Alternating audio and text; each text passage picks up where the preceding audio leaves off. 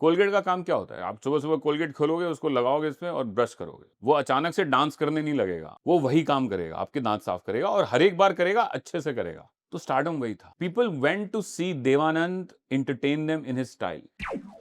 The birth of stardom in Hindi cinema. ये जो तीन तिकड़ी थी, दिलीप कुमार, राज कपूर, देवानंद, जी। इनकी तिकड़ी कैसी थी? इनका आपस में इक्वेशन कैसा था? आपस में कंपटीशन कैसा था? और जैसे आज तीन खान के अलग अलग फैंस हैं, वो अलग अलग फैन को केटर करते हैं कि शाहरुख साहब को रोमांस हो गया, सलमान खान एक अलग मिडिल क्लास को केटर करते हैं, आमिर साहब जो है वो इंटेलेक्चुअल जनता उनको ज्यादा देखती है। उस दौर में दिलीप साहब, राज साहब और देवानंद साहब, ये किस तरह के ऑडियंस को केटर कर रहे थे इंडिविजुअली? देखिए, जो अभी आपने कहा खान के बारे में, तो Salman Khan appeals to the body, Aamir appeals to the mind, and Shahrukh is in between body and heart. Mind, body and mind. हाँ। तो that's the way I see the three of them. He's into the Amir zone also, as he's into the Salman Khan zone also. तो वो दोनों तरफ dabble करते हैं। बात रही इन तीनों लेजेंड्स की, दिलीप साहब की, राज कपूर साहब की और देवानंद साहब की, तो Dilip Sahab was known as the tragedy king.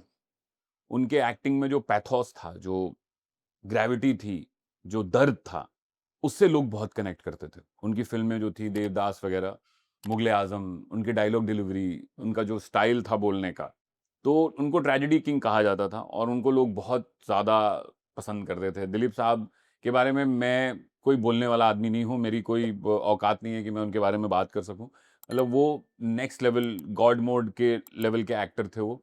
और राज कपूर साहब was, I think Raj Kapoor Saab was loved greatly as an actor, but in my personal opinion, I thought he was an even better filmmaker than an Showman. actor. He was a showman. I thought his directorial sensibilities were much greater than the actor he was. और जो उन्होंने फिल्में बनाई हैं और जो उन्होंने जो एक पैलेट दिया है हिंदी सिनेमा को, जो एक रिच पैलेट जिसको शायद आगे बाकी लोगों ने भी पुश किया और उस पे काम किया, वो बहुत कमाल की फिल्में वो लोग बनाते थे।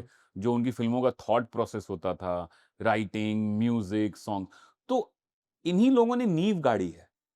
आपकी जो इंडस्ट्री की जो लोग आज कटाई कर रहे हैं यहाँ बैठ के बॉम्बे में, उनकी नींव 1950 1960 में इतनी मजबूत फाउंडेशन बनाई गई है कि बिल्डिंग आज तक हिलती नहीं है। तभी तो बिल्डिंग कायम है ना। आप 22वें 23वें 24वें महले पे आप रह रहे हो, जब फाउंडेशन में कम गड़बड़ होगा तो कैसे टिकोगे ऊपर? तो तुम बनाए जाओ ऊपर। और तो that foundation was so strong. And then there was Dev Anand Sahab, stylised.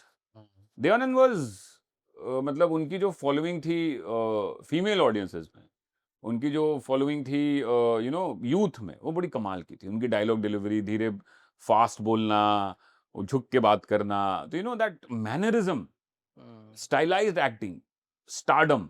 देखिए, स्टारडम जो मैंने बोला है, स्टारडम के बारे में आपको समझना पड़ेगा कि stardom is about repetition. Star एक ब्रांड होता है, like Colgate.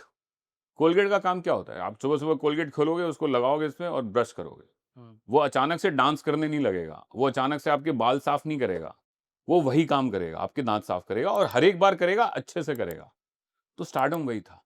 People went to see Dev Anand entertain them in his style. They were in love with his mannerisms. जैसे देव साहब बात करते थे, जैसे देव साहब बोलते थे, झुक के बात करते थे, स्टाइल में बात करते थे, और वो उसी के लोग, वही लोग देखना चाहते थे।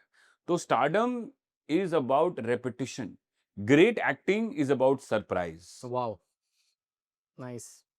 Thank you for watching this full clip, और मैं आपसे वादा करता हूं कि इसका फुल पॉडकास्ट भी देख के आपको काफी मजा आने वाला है। Link in the description.